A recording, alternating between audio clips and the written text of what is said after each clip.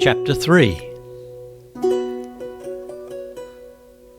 Kristin sat with Gout on her lap, gazing from the little hill north of the manor. The evening was so fair. The lake lay below her bright and still, mirroring the hills and the farms of B and the golden clouds in the sky. It had rained earlier in the day, and the smell of leaves and earth rose up strongly. The grass on the meadows below must be knee-deep already, and the fields were hidden with the spears of corn. Sounds came from very far tonight. Now the pipes and drums and fiddles struck up again down in the green at Vinjar. Up here the sounds came so sweetly to the ear.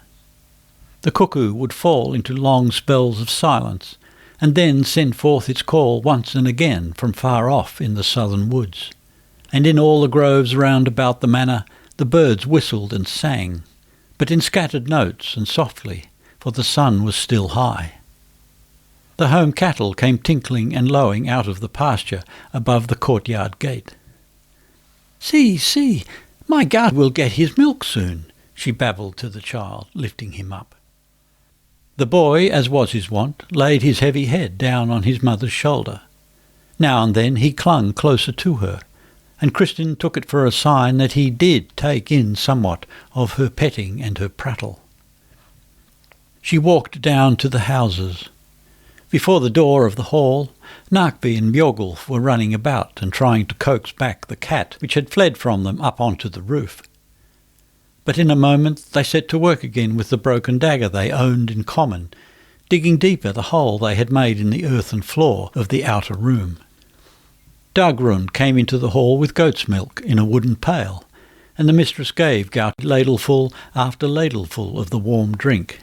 The boy grunted angrily when the serving woman spoke to him, and struck out at her and hid himself against his mother's breast when the woman would have taken hold of him. "Yet methinks he comes on better," said the byre woman. Kristin lifted the little face in her hand. It was yellow-white like tallow, and the eyes were always weary.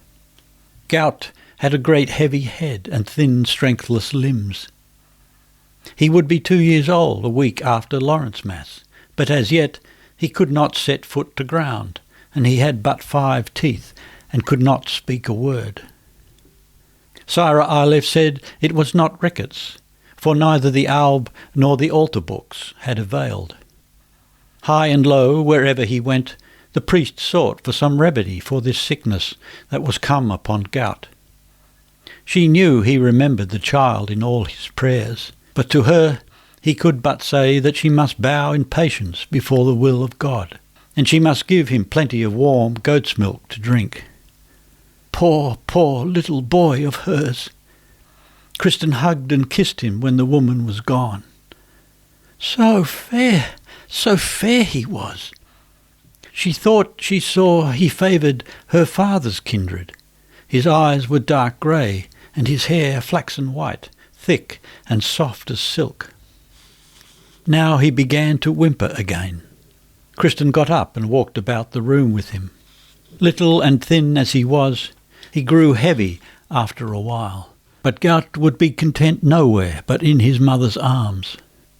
So she bore him up and down the murky hall, crooning to him as she walked. Someone rode into the courtyard, and Ulf Haldarson's voice echoed loudly from the house walls. Kristin came out to the doorway of the outer room with the child in her arms. "You must unsaddle your own horse tonight, Ulf, I fear. They are at the dancing, all the men. Shame it is you should be troubled, but you must forgive it." Ulf muttered testily as he unsaddled his horse. Narkvi and Björgulf pressed about him the while, and begged for a ride on the horse up to the garden close. "Nay, you must stay here with Gart, my Narkvi. Play with your brother, and let him not cry while I am away in the kitchen." The boy looked glum, but in a moment he was down on all fours, butting and lowing at the little one, whom Kristin had set down on a cushion at the door. The mother bent down and stroked Narkvi's hair. He was so good to his little brothers.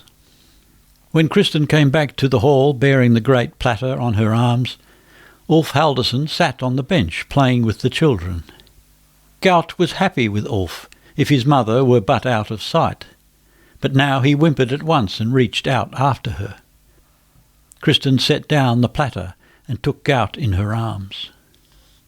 Ulf blew the froth off the newly drawn ale, drank, and began eating from the small dishes on the platter. "Are all your maids out tonight?" Kristin answered. "There are both fiddles and drums and pipes too. A troop of glee men come from Morkedal, from the bridal there. You may well believe when they heard of it, they are but young girls after all."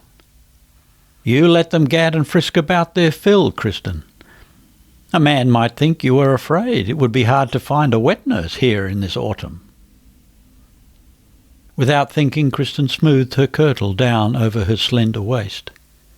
She had flushed darkly red at the man's words. Ulf laughed short and harshly. "But if you will go about ever dragging Gaut with you, 'twill go with you as it went last year, I think. Come hither to your foster father, boy, and you shall eat out of one dish with me." Kristin made no answer. She set her 3 small sons in a row on the bench by the other wall, and fetched a bowl of milk porridge, and for herself a little stool.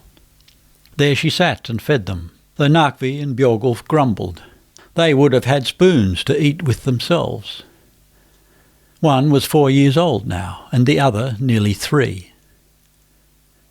"Where is Erland?" asked Ulf. "Margaret had a mind to go to the dancing, so he went with her." "'Tis well at least he hath wit enough to watch his own maid," said Ulf. Again the wife said nothing. She undressed the children and put them to bed.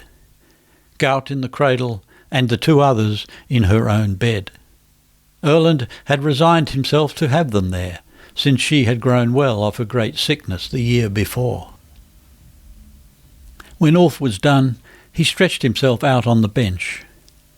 Kristin dragged the block chair over to the cradle, fetched a basket of woolen yarns, and began winding balls of wool for her weaving, while she gently and softly rocked the cradle with her foot. "Will you not go to rest?" she asked once without turning her head. "You must be weary, Ulf." The man rose, put some fuel on the fire, and came across to his mistress. He sat down on the bench over against her. Kristin saw he was not so worn out with hard living as he was wont to be when he had been some days in Nidaros. "You don't even ask what the tidings are from the city, Kristin," he said, leaning forward, elbows on knees and gazing at her. Her heart began to beat with fear. She understood from the man's looks and bearing that there must again be tidings that were not good. But she answered with a calm and gentle smile. "You must tell me, Ulf. Have you heard anything?" "Oh, aye." But first he brought his wallet and took out from it the things he had fetched for her from the town. Kristin thanked him. "I see you have heard news in the city," she asked a little after. Ulf looked at his young mistress. Then he turned his eyes to the pale child asleep in the cradle. "Does he always sweat so much in the head?" he asked low, touching the hair gently where it was dark with damp. "Kristin, when you were wed to Erland, the letter that was drawn out concerning the settlement of your goods, did it not stand that you should deal yourself at your will with the lands of his extra gift and your morning gift?" Kristin's heart beat harder, but she spoke calmly. "Ah, yes, And so it is, Ulf, that Erland has ever asked my counsel and sought my consent in all dealings with these lands. Are you talking about the parcels of farms in Verdalen that he has sold to Vigleik of Ling? Aye, said Ulf. Now he has bought Hugrekken from Vigleik, so he will keep up 2 ships now, it seems. And what are you to have, Kristin? Erland's part of Skurvstadt, half a hide in Ulfkulstadt, and what he owns of Arheimar, said she. You didn't believe that Erland had sold those lands without my will, and without making good their worth to me? Ulf sat silent a little. Yet will your incomings be less, Kristin? Tjövestadt, 'twas there Erland got hay last winter, and released the rent to the farmer for 3 years. 'Twas not Erland's fault that we got no dry hay last year. I know, Ulf, you did all you could, but with all the misery there was here last summer. Of Arheimar he sold more than half to the Sisters of Rhine Convent, that time when he made ready to flee the land with you. Ulf laughed a little. Or pledged it. 'Tis the same thing with Erland. Free from the king's levy. The whole of that is on Audun's shoulders, who holds the farm that now is to be called yours. Can he not rent the land that is come under the convent? Asked Kristin. The sister's tenant on the neighbour farm hath rented it, said Ulf. 'Tis a hard and an unsure task for tenants to make ends meet when the farms are split up, as Erland is busy doing. Kristin was silent. She knew well enough it was true. 'Tis ever quick work with Erland, spoke out Ulf again. His goods wane as swiftly as his household waxes. As the woman made no answer, he spoke again. You will soon have many children, Kristin Lavransdatter. Yet none that I can spare, she answered in a voice that shook a little. Be not so afraid, Forgout. He will grow strong, I think, said Ulf in a low voice. Must be as God wills, but 'tis long waiting. He heard the hidden suffering in the mother's voice. A strange look of helplessness seemed to come upon the dark, heavy man. It avails so little, Kristin. Much have you brought to pass here at Huseby. But if Erland is to take the sea again with 2 ships, I don't believe that peace will come soon in the north, and your husband is so little crafty that he knows not how to turn to his profit what he has won in these 2 years. Bad years have they been, and all through them you have been a sick woman. Should things go on in this wise, 'twill break your courage at last, young wife that you are. I have helped you all I could on the manor here. But this other thing, Erland's thoughtlessness. Aye, she broke in, that God knows you have. You have been the staunchest kinsman to us, friend Ulf, and never can I thank you enough or repay you. Ulf stood up, lit a candle at the hearth and set it on the taper holder on the table, and stood there with his back turned to his mistress. Kristin had let her hand sink into her lap. Now she began again winding wool and rocking the cradle. Can you not send word home to your folks? Asked Ulf softly, so that Lavrans might come up too this autumn, when your mother comes to you? I had not meant to trouble my mother this autumn. She begins to grow old, and it befalls so often that I must lie in the straw that I can scarce ask her to come to me every time. She forced a smile. But do it this time, answered Ulf, and pray your father to bear her company, so that you may ask his counsel in these matters. In this matter I will not ask my father's counsel, she said quietly and firmly. But Gunulf, then? Asked Ulf in a little. Can you not speak with him? 'Twould not be seemly to trouble him with such things now, said Kristin as before. Ha! Mean you because he has withdrawn into a cloister? Ulf laughed mockingly. Never did I mark that monks knew less of guiding goods and gear than other folks. So, if you will not take counsel of any one, Kristin, then you must speak yourself with Erland, he said, when she made no answer. Think about your sons, Kristin. Kristin sat long in silence. You that are so good to our children, Ulf, she said at last.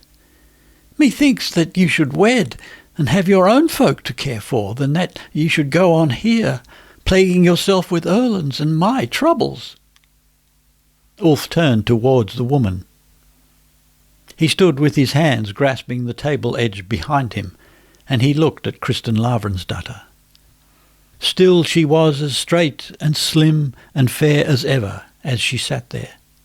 Her dress was of dark home-dyed woolen stuff, but the linen coif that lay around her still pale face was fine and soft. The belt from which hung her bunch of keys was set with little silver roses.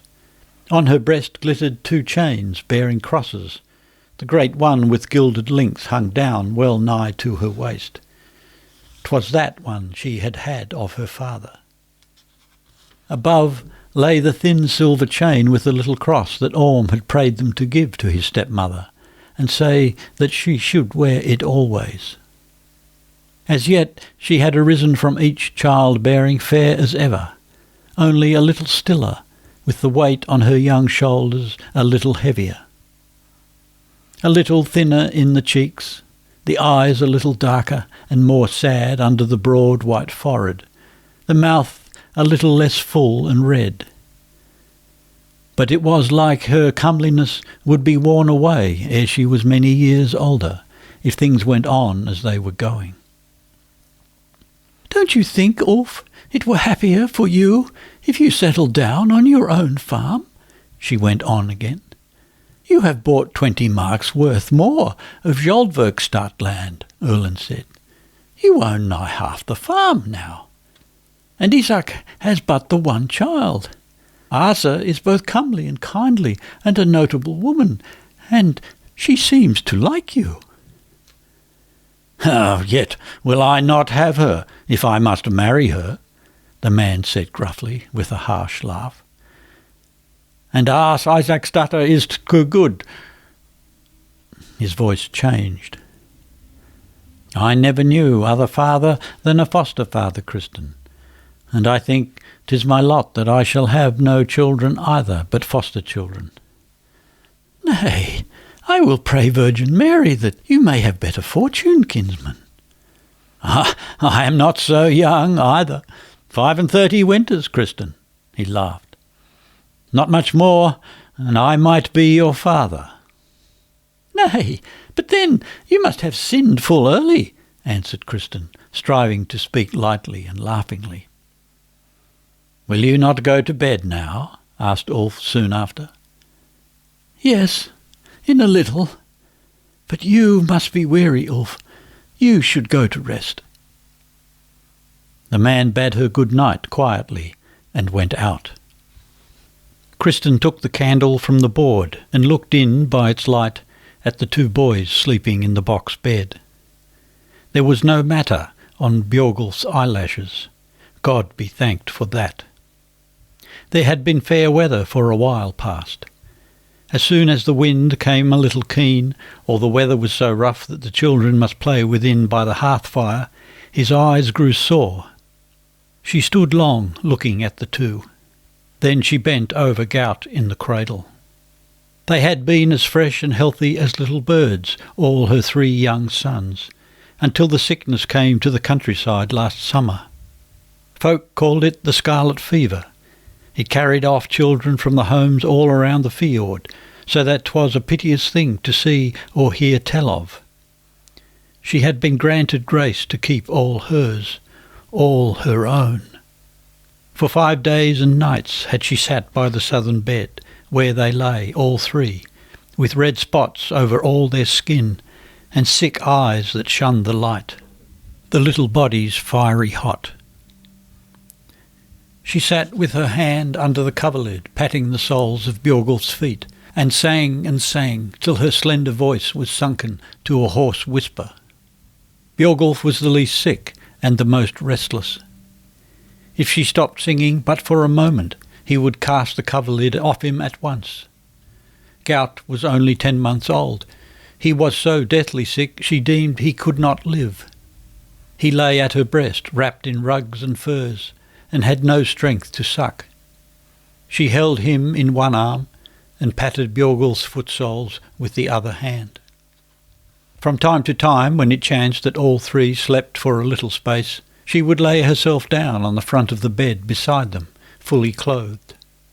Erland came and went, looking helplessly at his 3 sons. He tried to sing for them, but they cared nothing for their father's mellow voice.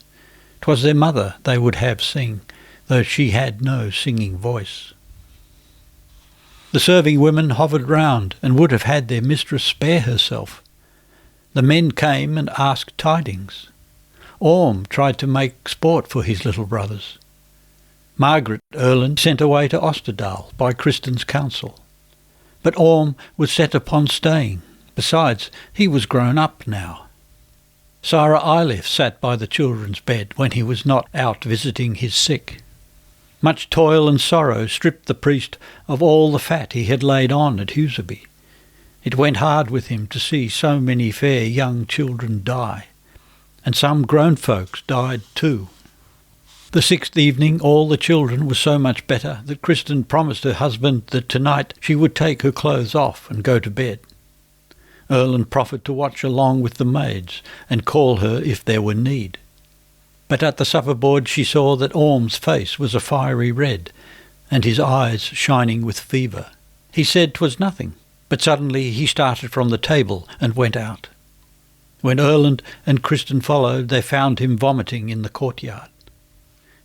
Erland threw his arms about him. "Orm, my son, are you sick?"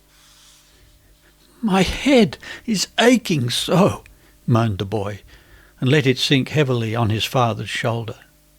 And so that night they sat watching Orm. For the most part he lay muttering in brain sickness. He would shriek aloud and fight the air with his long arms. It seemed as though he had ugly visions. What he said they could not understand. And in the morning Kristin broke down. It proved that she had been with child again. Now she miscarried, and afterward she lay sunk in a drowse as though half dead, and then fell into a high fever. Orm had laid in his grave more than 2 weeks before she knew of her stepson's death. She was so weak then that she scarce had strength to feel sorrow. She was so bloodless and faint that nothing could come home to her keenly. It seemed to her that it was well with her now, as she lay there but half alive. There had been a dreadful time when the women hardly dared touch her or do what was needed for cleanliness, but it all seemed part of her fevered wanderings. Now it was good to lie and be tended. Round her bed hung so many sweet-scented wreaths of mountain flowers to keep the flies away. Folk had sent them down from the satyrs, and they smelt so sweet, most of all when there was rain in the air. Erland brought her children in to her one day. She saw that they were wasted by the sickness, and that gout didn't know her. But even that did not hurt her yet. She only felt that Erland seemed ever to be by her side. He went to Mass every day, and he knelt long praying by Orm's grave. The churchyard was by the parish church at Vinjar, but some of the little children of the house had been given burial in the chapel of ease at Huseby. Erland's 2 brothers and a little daughter of Munin Bishopson. Kristin had often felt pity for these little ones, lying all alone under the stone flags. Now had Orm Erlandsson found his last resting place amongst these children. It was while the others still feared for Kristin's life that the companies of beggars, which made into Nidaros as Olaf's wake drew nigh, came through the parish. 'Twas mostly the same mumpers, men and women, that came thither each year. The pilgrims were always open-handed to them, for it was held that the intercession of the poor availed much. and they had grown used to come round through Scone in these years of Kristin's rule at Huseby, for they knew that there they would be given lodging for the night, food in plenty, and alms before they passed on their way. This time the serving folk would have turned them away, since the mistress lay sick. But when Erland, who had been away in the north these last 2 summers, heard that his wife had been wont to deal so lovingly with the beggars, he bade that they should be given lodging and entertainment, even as they had had them from her. And in the morning he went himself among the beggars, helped to pour their liquor and bear round food for them, and gave them the alms pennies himself, while he meekly begged them for their prayers for his wife. Many of the beggars wept when they heard that the gentle young woman lay at death's door. Sarah Eilif had told her all this when she grew better. It was not till nigh on Yuletide that she was strong enough to take up her keys again herself. Erland had sent word to her parents as soon as she fell sick, but then they were gone south to the wedding at Skog. Later they came to Huseby. She was better then, but so weary she was not fit to talk much with them. She was best pleased to have none but Erland by her bedside. Weak and chilly and bloodless, she crept for shelter into his health and strength. The old fire in her blood was gone, so utterly gone that she could not call to mind any more what it was like to love in such wise. But with it was gone the unrest and bitterness of the last years. It seemed to her that she was happy now, even though grief for Orm lay heavy on them both, and though Erland knew not how afraid she was for little Gout, yet she was happy with him now. She had understood how sorely he had feared to lose her. 'Twas a nice and hard matter then to have to speak to him now, to touch on things that might break the peace and the content that were between them. She stood outside before the door of the hall in the shining summer night, when the housefolk came back from the dancing. Margaret hung on her father's arms. She was clad and adorned more fittingly for a bridal feast than for a dance on the church green, where all kind of folk came together. But the stepmother had quite given over making or meddling in the maid's upbringing. Erland must guide his own daughter as he would. They were thirsty, Erland and Margaret, and Kristin went to fetch ale for them. The girl sat a while prattling. She and her stepmother were good friends, now that Kristin no longer tried to teach her. Erland laughed at all his daughter's chatter of the dancing, but at last Margaret and her maid went up to their loft to go to rest. The man went on wandering up and down the hall, stretched himself and yawned, but said he was not weary. He ran his fingers through his long black hair. There was not time for it when we came from the bathhouse, because of this dancing. I think you must set to and cut my hair, Kristin. I cannot go about in this wise in the holy days. Kristin made answer that it was dark, but Erland laughed and pointed up at the smoke vent. 'Twas daylight again already. So she lit the candle again, bade him sit down, and spread a cloth over his shoulders. While she clipped, he shifted about ticklishly and laughed when the scissors came near his neck. She gathered the shorn hair carefully together and burnt it in the hearth fire, and shook the cloth, too, over the fire. Then she combed Erland's hair down smooth from the crown, and snipped with the scissors here and there where the edge was not quite even. Erland caught her hands as she stood behind him, held them together round his throat, and looked up at her smiling face thrown backward. "You are tired," he said then, letting go her hands and rising with a little sigh. Erland sailed to Bjorgvin when midsummer was just past. He complained much because this time again his wife was unfit to bear him company. She smiled wearily. However things had been, she said, she had not been able to leave Gout. Thus it came that Kristin was alone at Huseby again this summer. At least it was well that this year she looked not that the child should come till St. Matthew's Mass. 'Twas doubly hard for both herself and for the ladies who came to tend her when it came at the busy harvest season. She wondered whether things would go on thus ever. Times were not now as they had been when she was a girl. The Danish War she had heard her father tell of, and she remembered when he was from home on the war against Duke Eirik. 'Twas from that he had brought back the great scars on his body. But all the same, at home in the dales they seemed, as it were, so far from war. Thither it would come never more. So, she felt, did all men think. Most of her memories were of peace, of her father dwelling at home, guiding his possessions, caring and taking thought for all of them. Now all the time there was unrest. All men spoke of contention and warlike levies and the government of the realm. In Kristin's mind it all went together with the picture of the sea and the coast as she had seen them that single time when first she came hither to the north.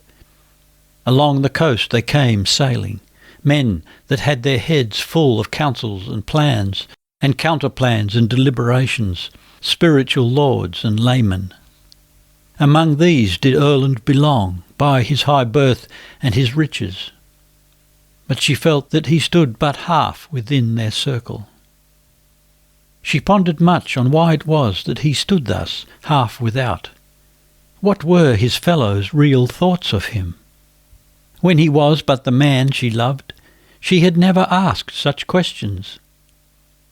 She had seen, indeed, that he was sudden and vehement, unthinking and ever apt to bear him unwisely.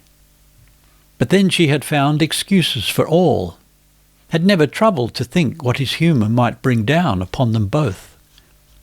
When once they two had got leave to wed, all would be changed, so she had comforted herself.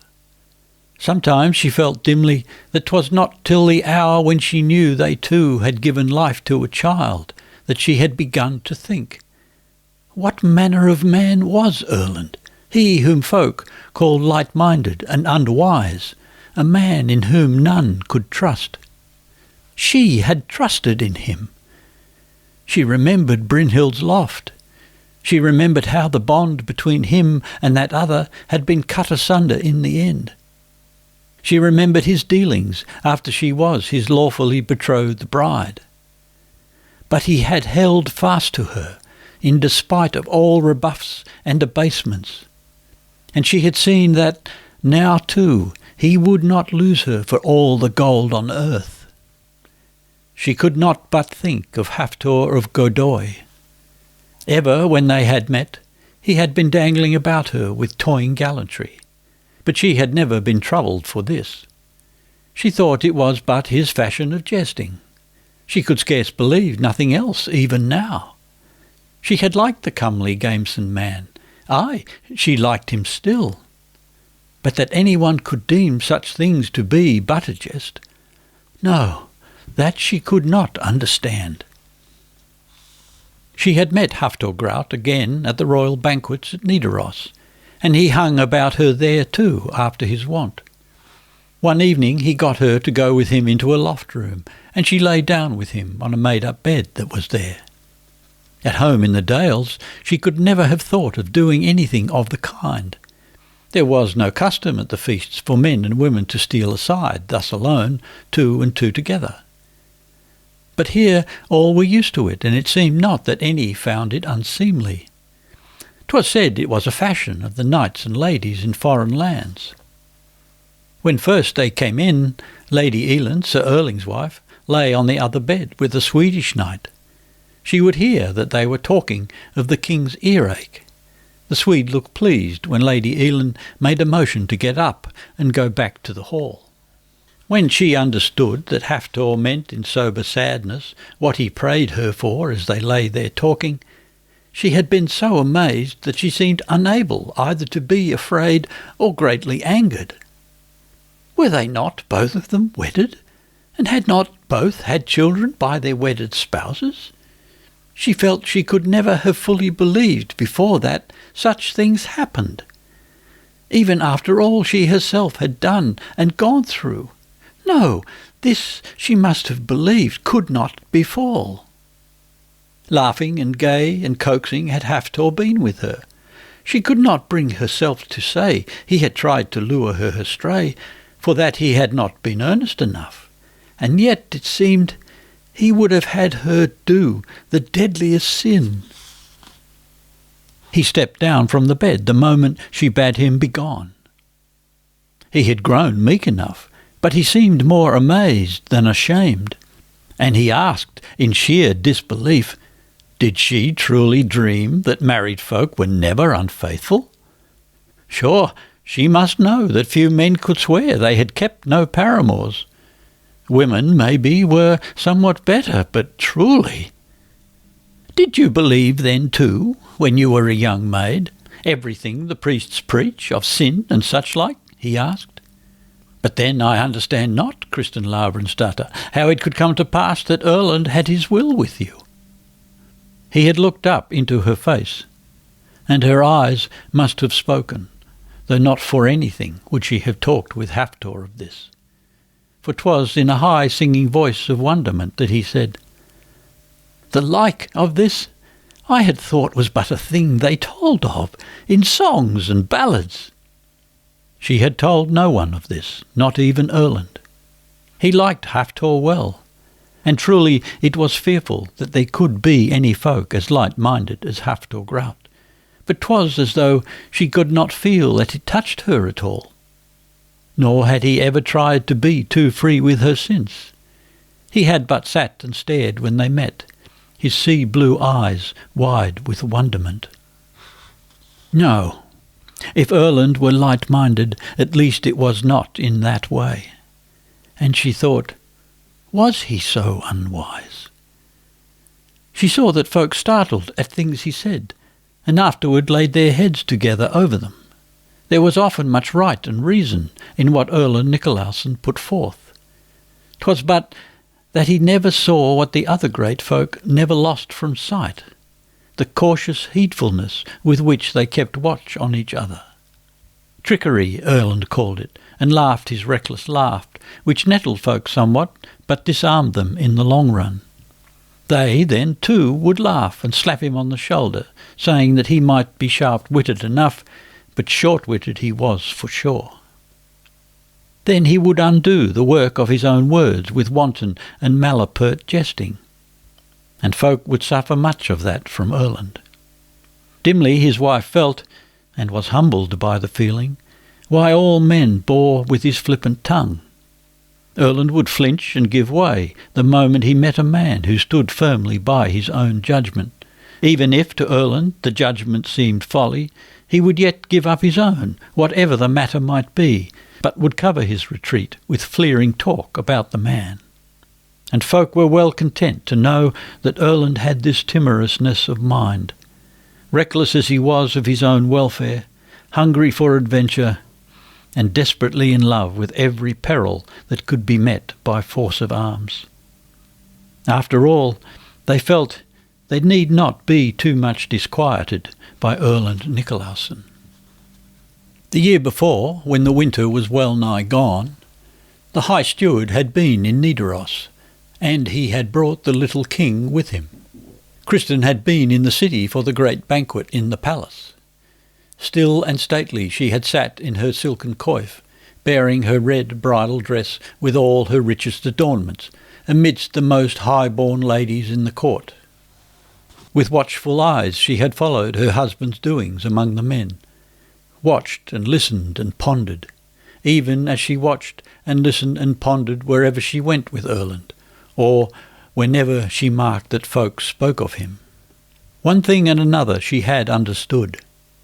Sir Erling Vidkundsen was willing to stake all on upholding the rule of Norway northward toward the icy sea, on guarding and securing Halagerland. But the council and the knighthood were against him, and were loath to agree to any undertaking great enough to serve this purpose. The archbishop himself and the priesthood of the archdiocese were not unwilling to stand by him with money help, This she knew from Gunulf, but else all churchmen throughout the land were set against him, even though 'twas a war against God's enemies, heretics and heathens. And the great laymen worked against the high steward, here in Trondheim at least. They had grown used to paying small regard to the words of the law books and the rights of the crown, and it liked them but little that Sir Erling stood so sharply in these matters for the spirit of his kinsman, King Hakon of happy memory. But it was not on this account that Erland would not let himself be used, as she now understood the high steward had meant to use her husband. With Erland it was but that the other's grave and stately bearing wearied him, and he avenged himself by scoffing a little at his powerful kinsman. Kristin thought she understood Erland's footing with Sir Erling now. One thing was that the knight had had a sort of kindness for Erland from their youth up, and then he had doubtless thought that, could he win over the high-born and valiant master of Huseby, who had gained some skill too in the craft of war from his service with Count Jacob, who at least knew more of war than most of his fellows that had done nothing but sit at home, he might thereby serve both his own plans and Erland's welfare. But it had not fallen out as he planned. 2 summers had Erland kept the sea till late autumn, wallowing in the seas that wash along the long northern coast, and hunting the robbers' barks with the 4 small ships that followed his banner. He had come in for fresh meat to a new Norse settlement far north in Tana, just as the Karelians were hard at work plundering it, and with the handful of men he had with him ashore, he had caught 18 of the robbers and hung them to the roof tree of the half-burnt barn. He had cut to pieces a band of Russians that was flying to the hills, and had burnt some enemy ships amid the outer skerries and destroyed their crews. The fame of his swiftness and daring had spread wide in the north. His Tronda and the men of Moor loved their leader for his hardihood's sake, and for his will to share all toil and all hardness with his men. He made friends both among the small folk and among the young sons of the great manors north in Halagerland, where before the people had well nigh grown used to thinking they must guard their coasts unaided. Yet Erland could not be of service to the High Steward in his plans for a great northern crusade. True, the folk of Trondheim bragged often of his deeds against the Russians. If the talk turned on them, they let no one forget he was of their countryside. Aye, 'twas proven clearly enough that there was plenty of the good old metal in the young fellows round about the fjord here. But what Erland of Huseby said, and what he did, were not things that counted with full-grown and prudent men. She saw that Erland was still reckoned as one of the young men, though he was a year older than the High Steward. She understood that it suited many folk well that such he should be held to be, so that his words and his deeds could be belittled as being but the deeds and counsels of a hot-headed young man. Thus was he liked, spoiled and bragged of, but not accounted as a man come to man's estate. And she saw how willing he seemed to fall in with this, and be what his fellows would have him be. He spoke up for the Russian war. He spoke of the Swedes who owned half our king, and yet would not reckon the Norse gentry and knights as nobles, the equals of their own. Or had the like ever been heard of any land, he asked, as long as the world had stood, that any one had craved war levies from noblemen in otherwise than that they should ride their own horses and bear their own shields to the field? Kristin knew that this was much what her father had said at the thing in Varg some years back, and he had pressed it on Erland when his son-in-law had been loath to part company with Munin Bardson and his counsels. No, Erland said now, and he named his father-in-law's powerful kinsman in Sweden. He knew well enough what account these Swedish gentry made of us, and if we don't show what we can do, we shall soon be fit for nothing but to be reckoned as pensioners of the Swedes. Folk would say there was something in all of this, but then they would talk again of the High Steward. Sir Erling had his own pot to boil in the north there. The Karelians had burned Bjarko over his steward's head one year and harried his farmers. And then Erland changed his note and grew merry over the night. Erling Vidkundsen thought not on his own concerns, of that he was sure. He was so noble and fine and stately a knight. No more worshipful man could they have found to be the cornerstone of their affairs. By God's cross, Erling was as worshipful and as venerable as the bravest golden capital letter in the book of the laws. Folk laughed, and bore in mind not so much Erland's praise of the high steward's honour as that he had likened him to a gilded letter in a book. No, they didn't take Erland seriously, not even now when he was honoured after a fashion.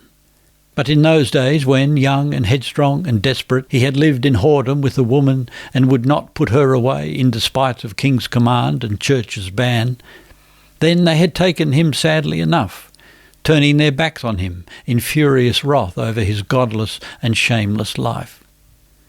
Now all this was forgotten and forgiven, and Kristin understood that there was something of thankfulness for this in her husband's willingness to yield and be what folk would have him be. He had suffered bitterly, she knew, in the days when he lived an outcast from among his fellows here in his home. There was but one thing. She must needs think of her father when he forgave some good-for-nothing his rent or his debt with the slightest shrug of his shoulders. 'Twas our Christian duty to bear with them that could not play a man's part. Was it thus that Erland had gained forgiveness for the sins of his youth? But Erland had paid for those misdeeds of his when he lived with Eline. He had answered for his sin till the day when he had met her, and she had followed him, nothing loath, into new sins. Was it she, then, who... No. She grew afraid now of her own thoughts. And she tried to shut out from her mind all care for things wherein she could take no hand. She would only think of those matters in which she could do some good by her carefulness. All the rest she must leave in God's hands. God had helped her in all things wherein her own toil and pains could avail. The home farm at Huseby had now been worked up again into a good a farm as of yore, in despite of the bad years. 3 healthy, comely sons had he vouchsafed her to bear. Every year had he granted her life anew when she must face death in childbearing. He had let her arise in full health again after each childbed. All her sweet little ones had she been given grace to keep last year, when the sickness bore away so many fair little children in the country round. And gout would grow strong, that she believed full surely. Doubtless it must be as Erland said. He must needs spend freely as he did, and have all things costly about him. Else could he never play his part amongst his peers, or win his way to such rights and rewards under the king as were his due by birth. She must believe that he understood such things better than she. 'Twas witless to think things could have been better with him in any other wise in those days when he lived as in bonds of sin with that other, and with herself. Glimpse after glimpse came before her eyes of his face as it was in those days, ravaged with sorrow, drawn with passion. No, 'twas well as now it was. He was but somewhat too careless and unthinking. Erland came home at Michaelmastide. He had hoped to find Kristin in bed, but she was still up and about, and she came to meet him a little way. She was piteously heavy-footed this time, but she bore gout on her arm as ever. The 2 bigger boys ran before her. Erland leapt from his horse and set the 2 boys up on it.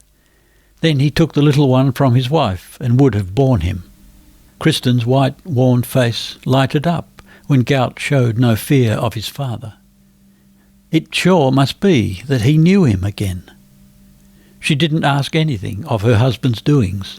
She talked only of the 4 little teeth gout had gotten. He had been so sick when he cut them. Then the boy burst out screaming. He had scratched his cheek on his father's neck brooch. He fought to go back again to his mother, and she took him, in spite of all that Erland could say. It was not till the evening, when they sat in the hall and the children slept, that Kristin asked her husband of his sojourn in Bjorgvin, as though it were a thing she had but now remembered. Erland stole a glance at his wife. Poor love! She looked so wretched. So first he brought forth odds and ends of news.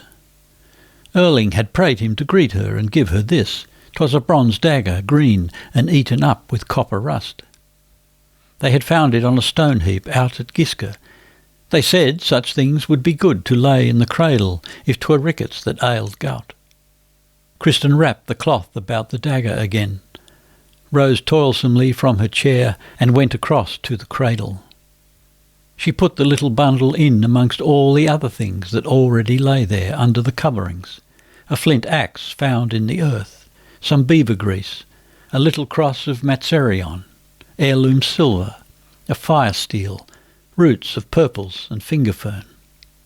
"Lie down now, my Kristin," he begged lovingly. He came over and drew off her shoes and hose, and he told his tidings the while. Hakon Ogmundsson was come back, and peace with the Russians and Karelians was made and sealed. He himself would have to journey north again now this autumn, for 'twas nowise sure that things would calm down so quickly, and there was need that Vargoy should be held by a man who knew the land and the people. Aye, he would have full power as the king's governor there. The fortress needed strengthening so that the king's peace might be upheld in the lands within the new boundary marks. Erland looked in suspense up at his wife's face. She seemed a little affrighted, but she asked not many questions, and it was clear that she understood not much of the full meaning of his news. He saw how weary she was. So he spoke no more of these things, but stayed by her a while, sitting on the edge of the bed. He knew himself what he had undertaken. Erland laughed quietly to himself as he lingered over his undressing. 'Twould be no sitting with silver-belted belly, giving ale-feast to friends and kinsmen, and trimming your nails fine and even, while you sent your sheriffs and lieutenants hither and thither on your errands, after the fashion of the king's governors in the castles down here in the south. For the castle of Vargoy 'twas a stronghold of another sort. Lapps, Russians, Karelians, and the mixed spawn of all the races. Troll-pack wizards, heathen hounds, the foul fiend's own pet lambs, had to be taught to pay their dues again to the Norse commissaries, and to leave in peace the Norse homes lying scattered with as far between them as from here out to Moor may be. Peace. Maybe the land up there would be at peace some time. In his time 'twould be but the peace there is while the devil is at mass. And then there would be his own daredevils to keep in check, as they would be towards spring, when they began to grow brain-sick from the dark and the storms and the cold and hellish noise of the sea, and meal and butter and drink began to run low, and they fought about their womenfolk, and life on the island was more than flesh and blood could bear.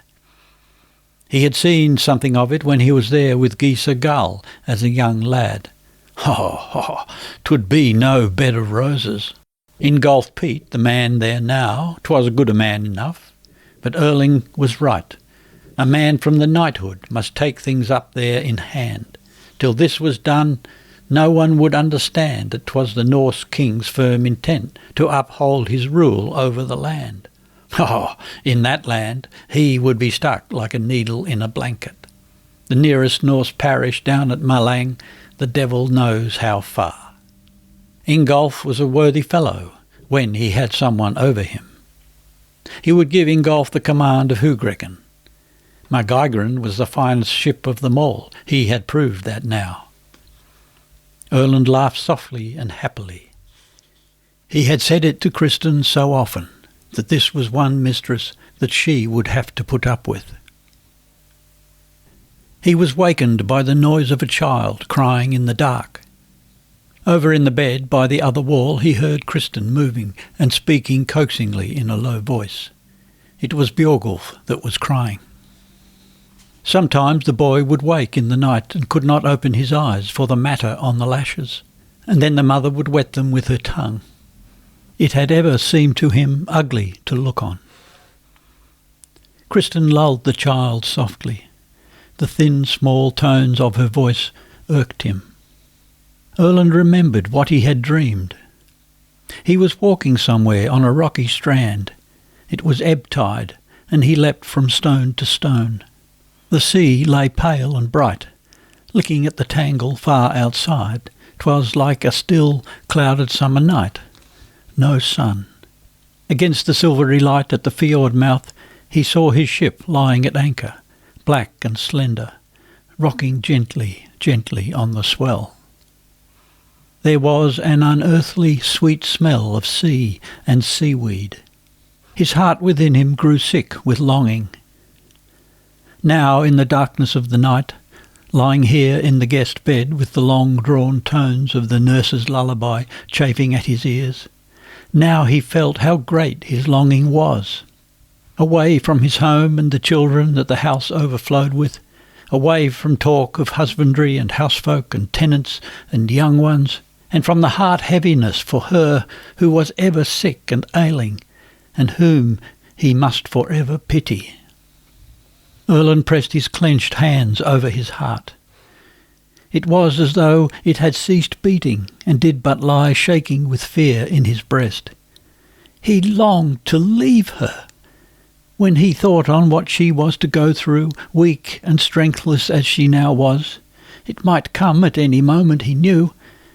'Twas as though he strangled with fear. Should he lose Kristin, he saw not how he could endure to live without her. But neither could he endure to live with her. Not now. He must needs go away from it all and take breath again. 'Twas as though his life were at stake too. Oh, what sort of man was he? Now, tonight, he saw it clearly. Kristin, his sweet, his dearest love. True, deep-hearted joy he had never known with her, save in those days when he was leading her astray in sin. And he had believed so surely that the day when he won Kristin to have and to hold her before God and man, that day all evil would be wiped away from his life so wholly that he would be able to forget it had ever been. He must be such a one that he could not suffer anything that was truly good and pure near him. For Kristin, aye, since she was escaped from the sin and uncleanness he had led her into, she had been as an angel from God's heaven, mild and trusty, gentle, diligent, worthy of honour. She had brought honour to Huseby once more. She was become again what she had been on yonder summer night when the pure young maiden soul nestled in under his cloak out there in the cloister garden. And he had thought, as he felt the slender young body against his side, the devil himself could not find it in his heart to hurt this child or cause her sorrow. The tears ran down Erland's face. Then perhaps it was true what they had told him, the priests, that sin ate up a man's soul like rust. For no rest and no peace was his, here with his own sweet love. He but longed to be gone from her and all that was hers. He had wept himself into a half-slumber when he marked that she was up and walking about the room, lulling and crooning to the child. Erland leapt out of bed, stumbling in the dark over some children's shoes on the floor, came to his wife and took out from her. The boy shrieked aloud, and Kristin said plaintively, "I had almost gotten him to sleep." The father shook the screaming child, gave him some slaps behind, and as the boy shrieked still louder, bade him hush in such a harsh voice that Gout suddenly stopped in terror. No such thing had ever befallen him before in his life. "Now, for God's sake, use any wits that you have left, Kristin."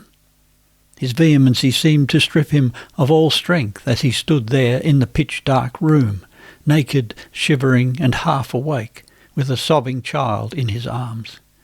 "An end of this there must be, I tell you. What have you got nursemaids for? The young ones must sleep with them. You cannot go on thus." "Can you not suffer me to have my children with me in the time that is left to me?" answered his wife in a low, wailing voice. Erland could not understand what she meant. "In the time that is left, what you need is rest.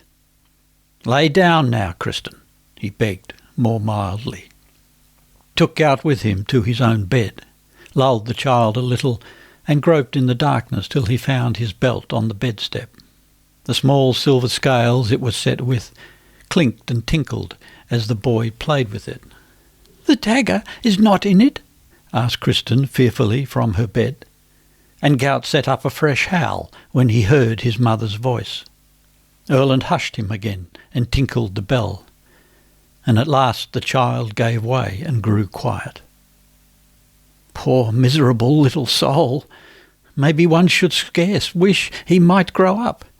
'Twas not sure if Gout had all his wits. "Oh no, most blessed Maid Mary, he didn't mean it. He wished not that his own little son should lose his life. No, no." Erland took the child close within his arms and laid his face down on the warm, downy hair. Their fair sons. Oh, but he grew so weary of hearing of them early and late, of stumbling over them wherever he went at home here. That 3 small young ones could be in all places at once on a great manor like this passed his understanding. But he remembered his burning wrath with Aline because she had troubled herself little about their children. An unjust man must he surely be, for he was vexed now because he never saw Kristin anywhere without children hanging about her. Never had he known, when he took his true-born sons in his embrace, the like of what he had felt the first time they laid Orm in his arms. "Oh, Orm, my son!" He had been so weary of Aline even then, sickened with her self-will and her rages and her ungovernable love. He had seen that she was too old for him, and he had begun to understand what this madness was like to cost him. But he had thought, give her up he could not, since she had lost everything for his sake. The boy's birth had given him, he thought, a cause the more to bear with the mother. He had been so young when he became Orm's father that he had not fully understand what the child's standing would be, with a mother that was another's wedded wife. Weeping came over him again, and he drew Gout closer to him. Orm! None of his children had he loved as he loved that boy. He missed him so, and he repented so bitterly every hard and hasty word he had said to him. It could not be that Orm had known how his father loved him. It had all come from his bitterness and despair, as he came to see clearly that never could Orm be counted for his true-born son, never could he bear his father's arms. And from jealousy too, as he saw his son draw closer to his stepmother than to him. And this too, that Kristin's even gentle kindness to the youth seemed to him like a reproach. And then came the days he could not endure to remember.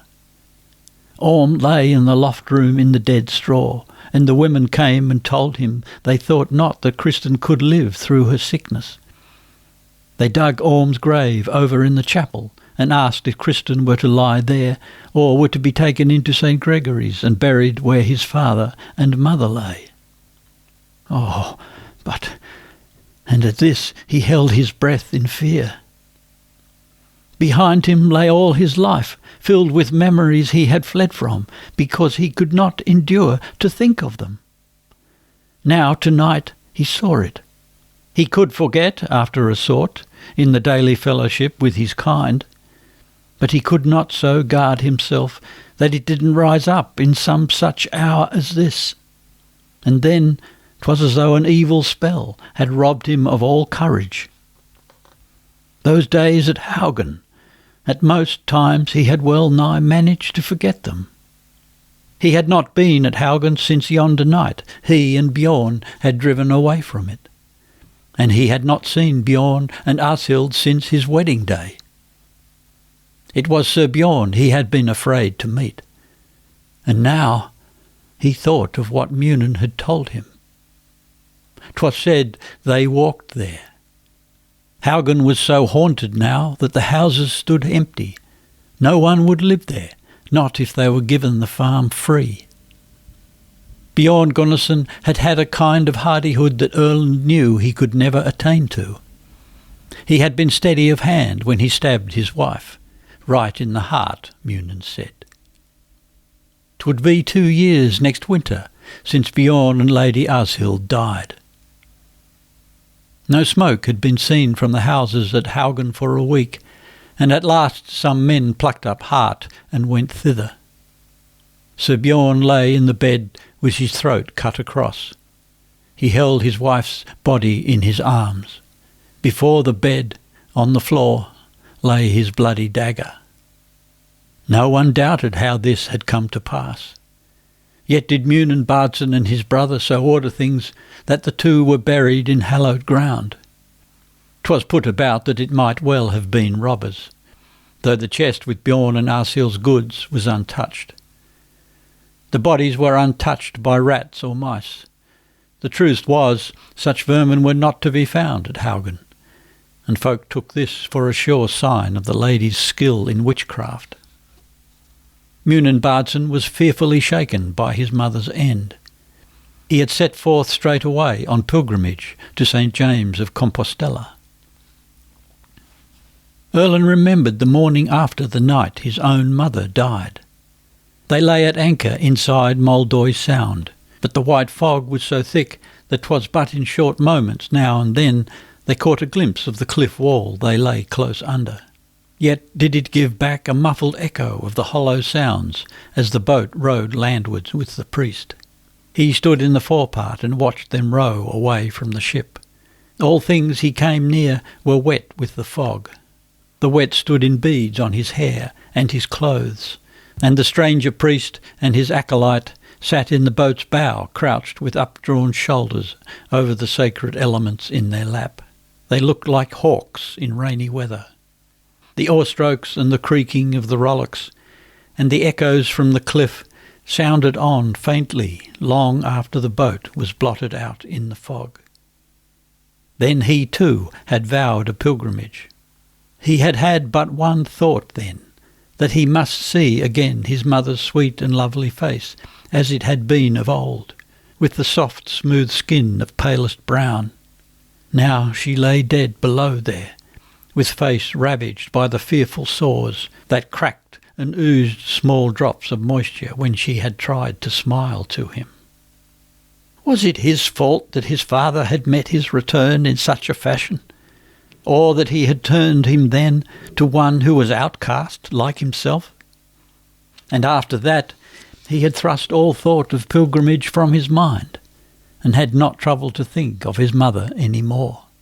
Badly as things had gone with her on earth, 'twas like now she was come where there was peace, and but little peace had fallen to his lot after he had sought Eline again.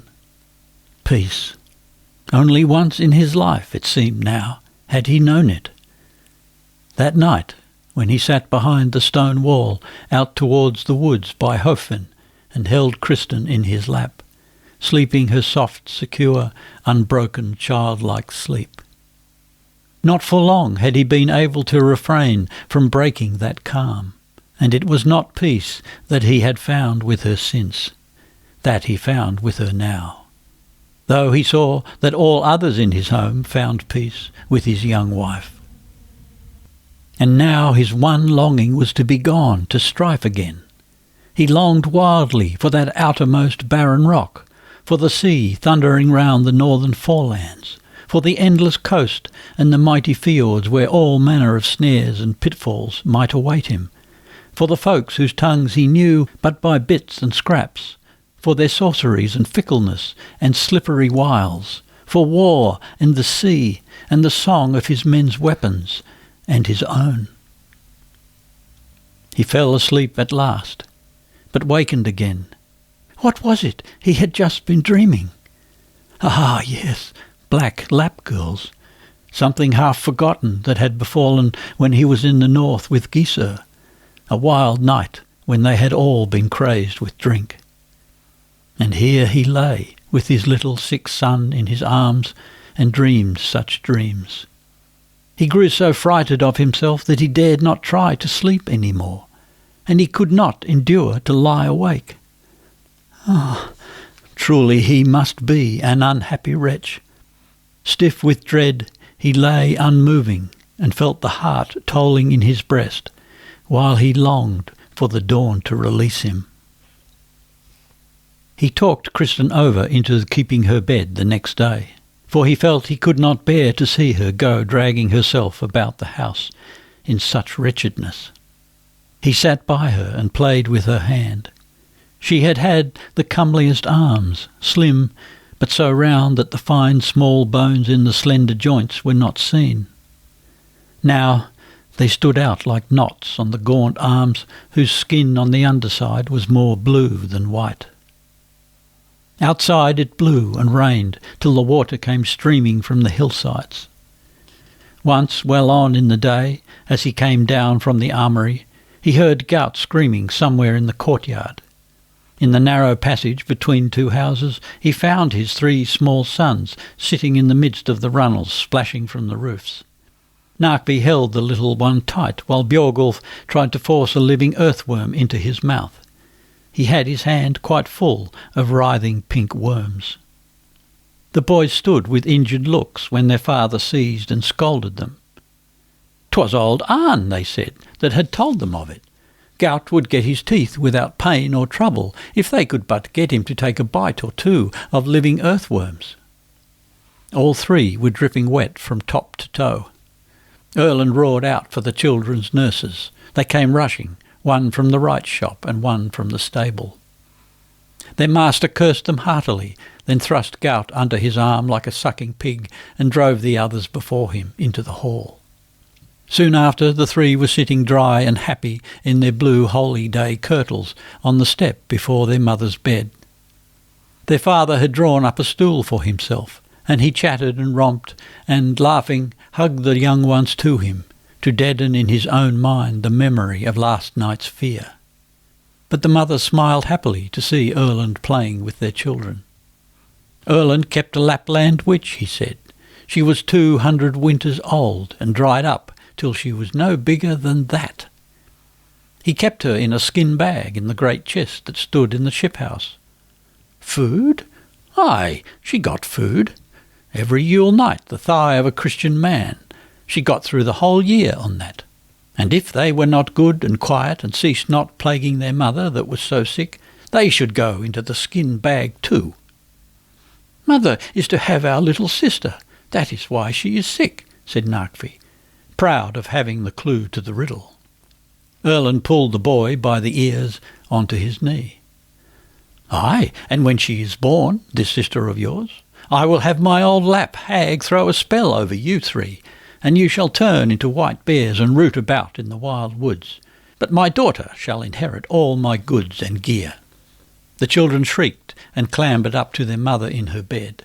Gout understood not what was happening, but he shrieked and crawled up to keep his brother's company. Kristin chid her husband. Such jesting was too uncanny. But Narkby tumbled out again. In a rapture of laughter and fear he rushed at his father, hung on to his belt, and snapped at Erland's hand with mingled shrieks and shouts of joy. Erland did not get the daughter he would so fain have had this time either. Kristin bore him 2 great and comely sons, but they had well nigh cost her life. Erland had them baptised, one after Ivar Jesling and the other after King Skule. Skule's name had not been kept up among their kindred. Lady Ranfried had said that her father was an ill-omened man, and it was best, therefore, that his name be let drop. But Erland swore that none of his sons bore a prouder name than this, his youngest. The autumn was so far spent that Erland must needs set forth for the north as soon as Kristin was through the worst of the danger. And he thought in his heart 'twas as well he should be gone before she came upon her feet again. 5 sons in 5 years. 'Twas enough for any man, and he was loath to have cause to dread that she might die in childbed while he was tied up there at Vargoy. He saw too that Kristin thought somewhat the same thing. She murmured no longer that he was to leave her alone.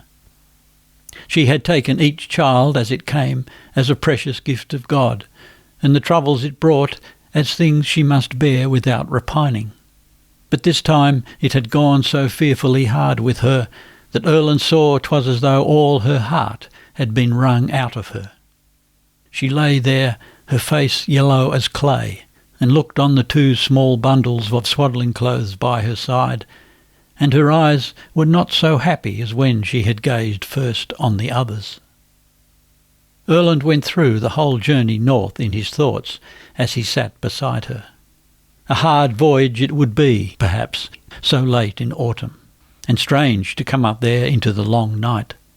But he yearned to be gone unspeakably. This last terror for his wife had broken down all resistance in his soul. Willlessly he gave himself up to his longing to flee away from home.